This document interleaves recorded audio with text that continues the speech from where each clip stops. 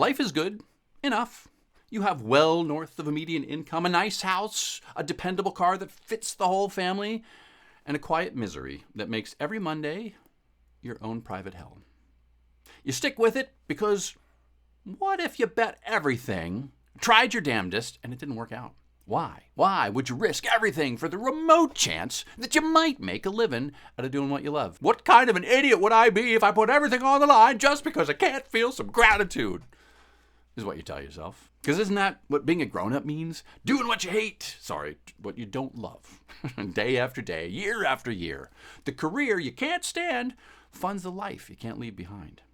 Because people depend on you. You can't let everyone down just because you want more out of life, can you?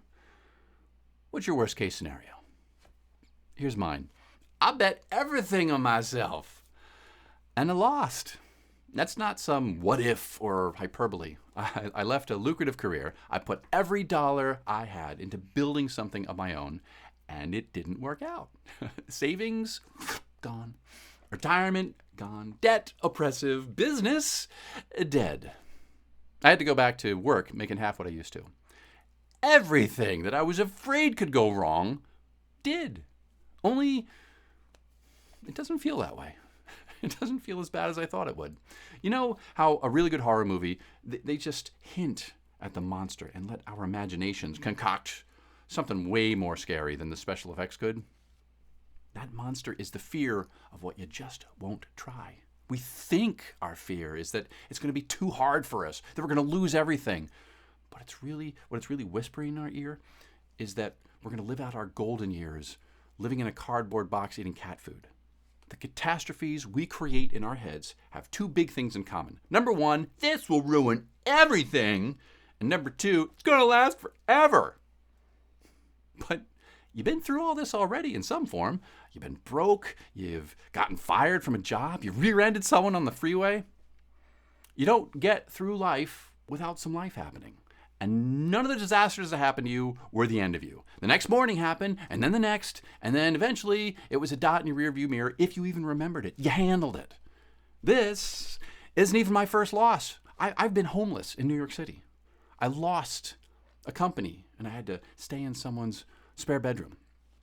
I have lived in a place that was barely larger than my bed, and every time I built something better.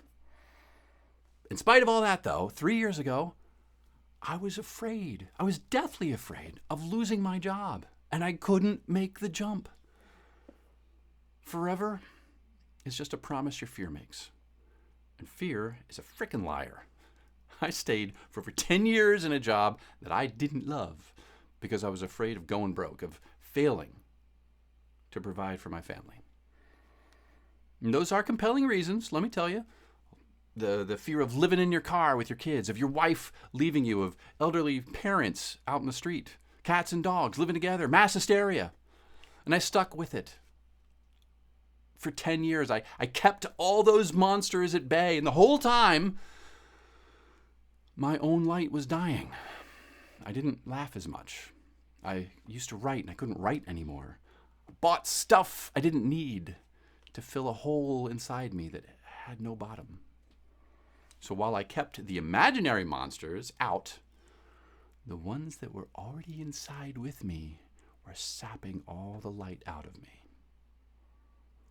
I wasn't wrong to be afraid. I was afraid of the wrong thing. Before you barricade the door, make sure the real monster isn't already right beside you. What actually happens if those other monsters do get in? What if the fears you imagine really do come to pass? So I guarantee someone is living the disaster that you're afraid of. Exhibit me. I'm living that catastrophe right now, today. Broke, in debt, money worries that I haven't had in years. How's that working out for me? Surprisingly, I'm happier than I've been in more than a decade. Not because everything worked out. Believe it or not, broke was not on my vision board. It's because I'm trying, and I still am, even after failing multiple times. Risks don't always pay off. That's why they're called risks. Most of the people that you've heard talking about this kind of thing, like this is their backstory. They've already had their big win, and I'm happy for them. I really am. But I'm here to tell you, you don't need to stay afraid of what might happen. I'm telling you, from down in the hole, that the loss is much smaller than the regret of never trying would be, by a lot. If I could go back in time and you told me for a fact that I'd fail and lose everything on the first try and the second try, I'd do it all again, but sooner. When you're in the middle of it, it's not that terrible. It's just life. The fear only lives in the before time. Trying and failing aren't scary up close. The catastrophe is only real before you jump. Maybe you've been standing on your own personal cliff for some time. Because you're patient, because you're responsible, because you're an adult. But now put yourself 10 years in the future. Think about who you want to be with another decade under your belt. Do you want to look back on another 10 years from the safe, barren spot you've been sitting in, eking out a comfortable living?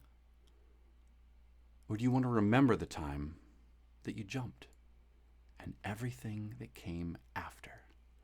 The first jump might not be a winner, or the second, or the third. But nothing new will happen if you just keep doing what you're doing.